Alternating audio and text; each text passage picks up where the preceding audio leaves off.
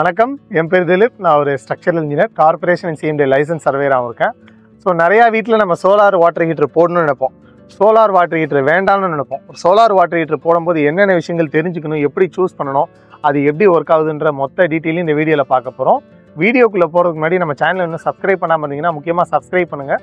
அப்போ தான் நாங்கள் கன்ஸ்ட்ரக்ஷன் ரிலேட்டடாக போடுற இந்த மாதிரி வீடியோஸ் உங்களை உடனே வந்து சேரும். வாங்க வீடியோக்குள்ளே போகலாம்.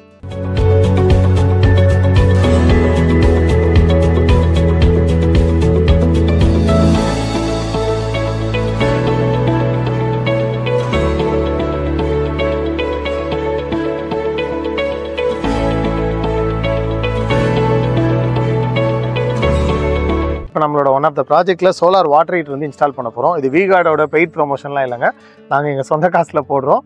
அது எப்படி இருக்குது, எப்படி ஒர்க் ஆகுதுன்றதான் டீட்டெயிலாக எக்ஸ்பிளைன் பண்ண போகிறோம். ஸோ சோலார் வாட்டர் ஹீட்டரில் மெயினாக 2 மாடல் இருக்குது. ஒன்று கிராவிட்டியில் ஒர்க் பண்ணுறது, இன்னொன்று ப்ரெஷர் மோட்டர் இருக்கும்போது ஒர்க் ஆகுது. இது ப்ரெஷர் மோட்டரில் இருக்கிற மாடலு. ஸோ ஃபஸ்ட்டு மேலே இருக்கிற டேங்க் பார்த்தீங்கன்னா இதுதான் அந்த 100 லிட்டர் வாட்டர் டேங்க். இது 100 litre capacity, 100 litre water tank. இந்த வாட்டர் டேங்க்கில் தான் நம்ம வாட்டர் ஸ்டோர் பண்ண போகிறோம். இதில் தான் வாட்டர் ஹீட்டும் ஆகும். ஸோ எப்படி ஹீட் ஆகுதுன்னு பார்த்தீங்கன்னா இந்த டியூப் தான்.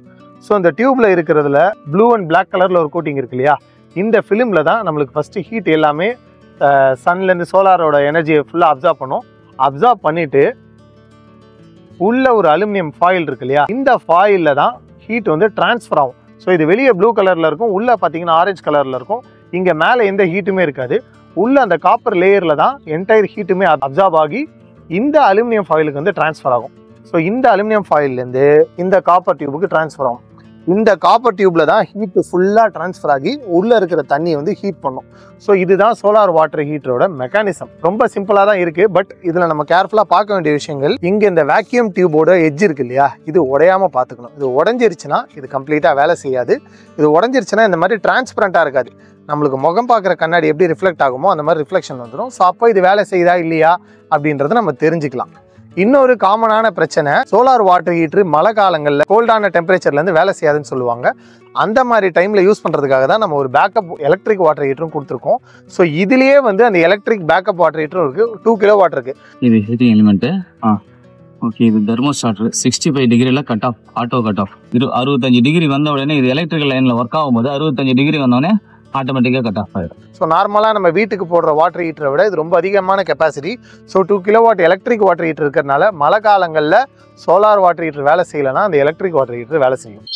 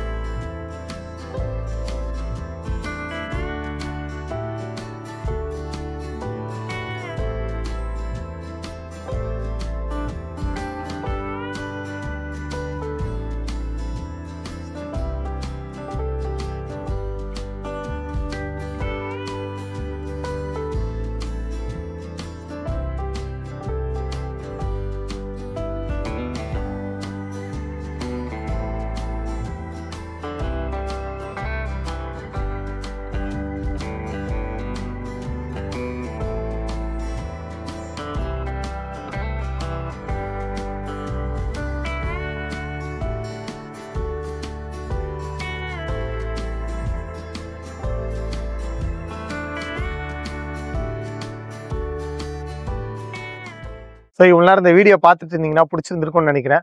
இதே மாதிரி நிறைய யூஸ்ஃபுல்லான இன்ஃபர்மேஷன் எங்கள் சேனலில் போடுறோம். தொடர்ந்து பாருங்கள், சப்போர்ட் பண்ணுங்கள், மறக்காம சர்ப்ரைஸ் பண்ணுங்க.